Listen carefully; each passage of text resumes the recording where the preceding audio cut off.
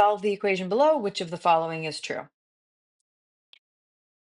Okay, this is a rational equation. The first step is that I want to have all the same denominators.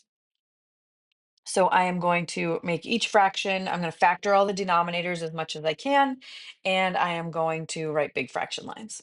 So I've got x over, factor out a 2, so I have 2 times x plus 1. Then I have equal negative 2x over, factor that denominator, and it's going to be 4 times x plus 1. Maybe need a little bit more room. Okay. Plus 2x minus 3 over x plus 1. Okay, so every denominator already has an x plus 1. So the toy boxes are equal in that respect. But this one has a 2 and this one has a 4 and this one has just a 1. So they should all have a 4, right? So I'm going to give this one another 2. And the middle one is all set because it already has a 4 and an x plus 1. And I'm going to give the last one a 4.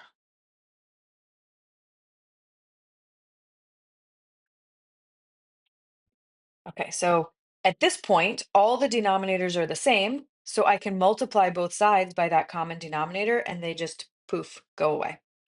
Let me write that out. So my equation is now 2x over 4 times x plus 1 equals negative 2x over 4 times x plus 1 plus 8x minus 12 over 4 times x plus 1.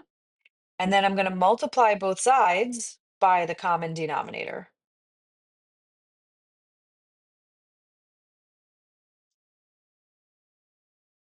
And that has the effect of canceling all of the denominators.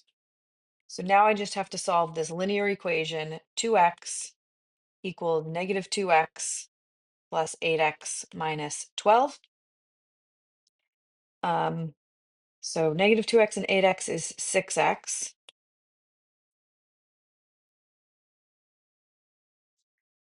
And so then I have negative 4x equals negative 12, so x equals 3.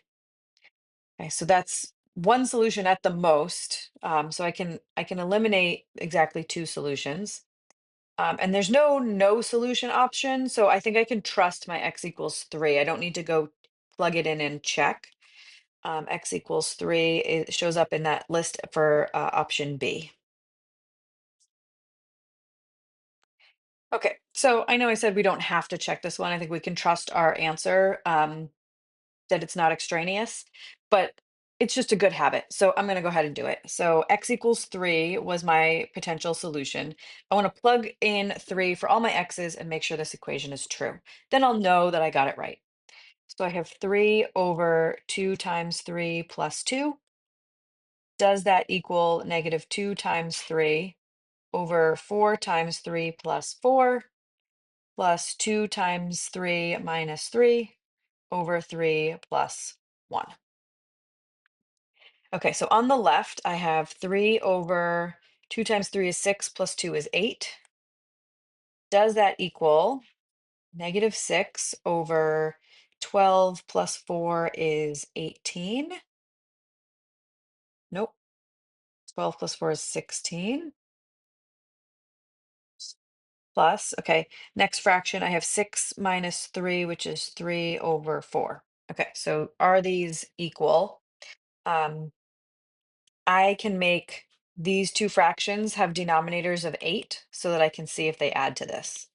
So to make negative 6 over 16 over 8, I would divide the top and bottom by 2. So I have negative 3/8. And to make 3/4 eighths, multiply the top and bottom by 2. So I get 6/8. And is that true? 3/8 equals negative 3/8 plus 6/8. Yes, that's true. Okay, so our solution x equals 3 is in fact a solution.